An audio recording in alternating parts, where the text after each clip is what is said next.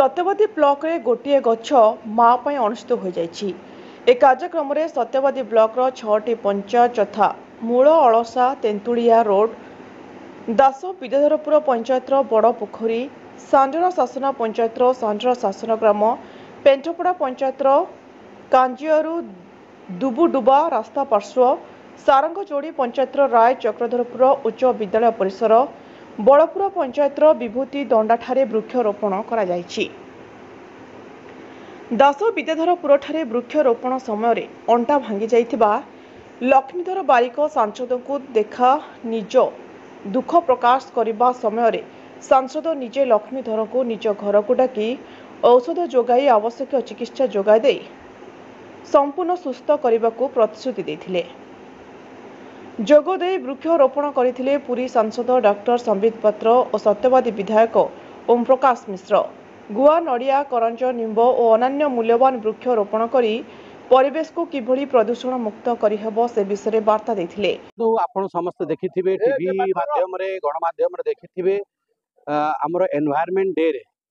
ना आदरणीय प्रधानमंत्री नरेंद्र मोदी गछ लगैथिले आ कहिथिले कि से गछटी तांका मां को नारे लगाउछन एक पेड़ माँ के नाम और से आह्वान करते कि समग्र भारत वर्ष रे आसंतु आमे पर्यावरण सुरक्षा करिबा आमे हमर वातावरण को ठीक करिबा आमे गछ लगेबा और प्रत्येक गछटी माँ को नारे लगेबा सेही कार्यक्रम को आज आमे सत्यवादी निर्वाचन मंडली रे आमे सत्यवादी ब्लॉक रे आगु को बढ़ाउछु। एठी हाराहारी 30,000 गछ आमे रिक्विजिशन देइछु एग्रीकल्चर डिपार्टमेंट को कि 30,000 गछ पठांतु जेते हमर स्वयं सहायक गोष्ठी अछंती जोते माँ माने संतृप्त स्वावलंबन रे आगु बढ़ुचंती तांको आमे इन्वॉल्व करिछु। एठिकार विधायक ओम प्रकाश मिश्र महोदय वीडियो मैडम समस्ते अछंती समस्ते रही कि एसएसजी ग्रुप माध्यम रे वृक्षारोपण काम चली एक पेड़ माँ के नाम गोटे गछ माँ का ना रे आज आमे कार्यक्रम करूछु हजार हजार गछा लगेबा आ भल काम को केंती आगु को बढ़ेबा तत्सहित हमर एग्रीकल्चर विभाग ओडिसा रो से न्यूट्रिशन एट डोर स्टेप जो कार्यक्रम सबु मंजी जो गछ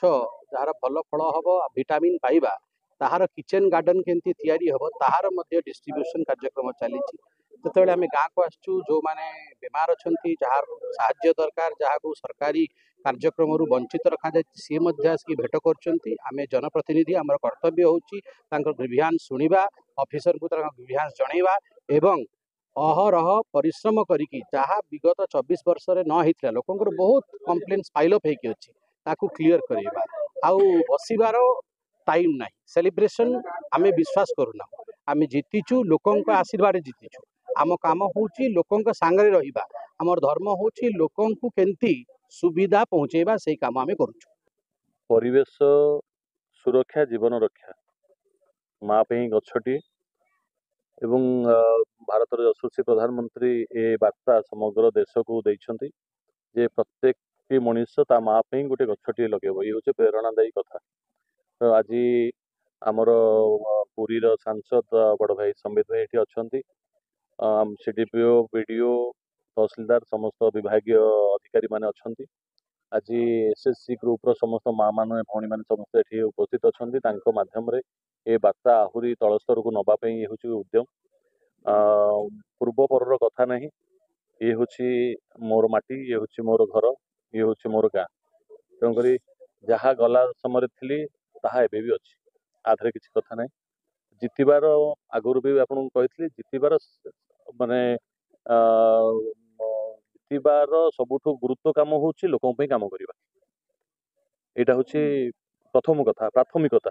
एवं से कथा बर्तमान यू आरंभ हो भाव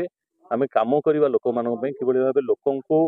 सरकारी जो सुविधा रही केंद्र सरकार राज्य सरकार जहाँ सुविधा रही कि लोकों को साधारण लोक मुहैया करवा जहाँकि विगत दिन मानक हो नाला ये वातावरण बर्तमान या समस्त ऑफिस स्टाफ मान कार्य नियोजित करा सत्यवादी रे 1 लाख गछ